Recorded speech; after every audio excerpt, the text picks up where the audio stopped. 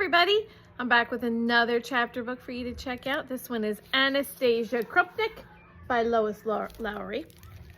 This series happened to be one of my favorites when I was a kid, so I thought I'd do the first book for you. Chapter 1. Anastasia Kruptnik was 10. She had hair the color of Hubbard squash, 14 freckles across her nose, and 7 others in places that she preferred people not know about, and glasses with large owl-eyed rims, which she had chosen herself at the opticians. That's it, opticians. I didn't think how to say that word. Once she had thought that she might like to be a professional ice skater, but after 2 years of trying, she still skated on the insides of her ankles.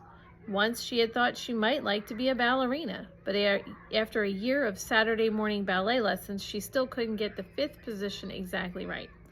Her parents said, very kindly, that perhaps she should choose a profession that didn't involve her feet. She thought that probably they were right, and she was still trying to think of one. Anastasia had a small pink wart in the middle of her left thumb.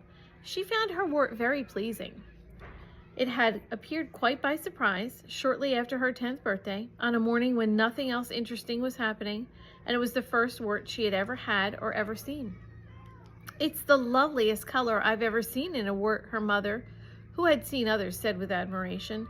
"Warts, you know," her father had told her, "have a kind of magic to them. They come and go without any reason at all, rather like elves."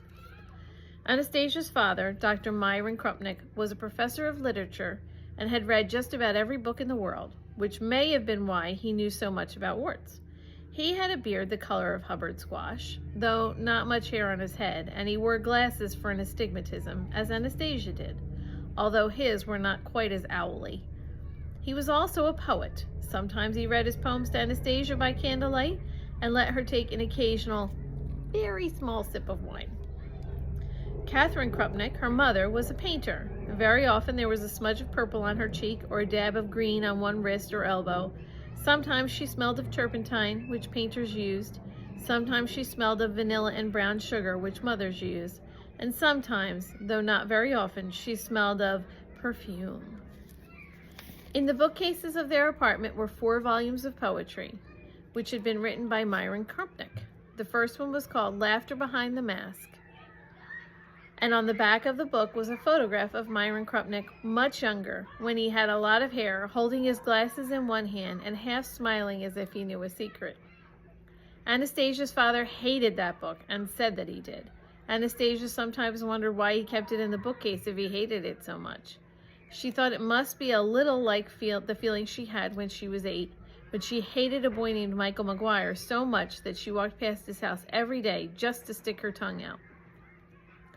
The second book of poetry by her father had a photograph of him with slightly less hair and a mustache, and it was called Mystery of Myth. Her father liked it, but her mother didn't like it at all. The reason her mother didn't like it at all was because on the inside of the front pages it said, "For Annie." Anastasia didn't know who Annie was, but she suspected that her mother did. The third book was her mother's favorite, probably because it said on the inside, "For Catherine."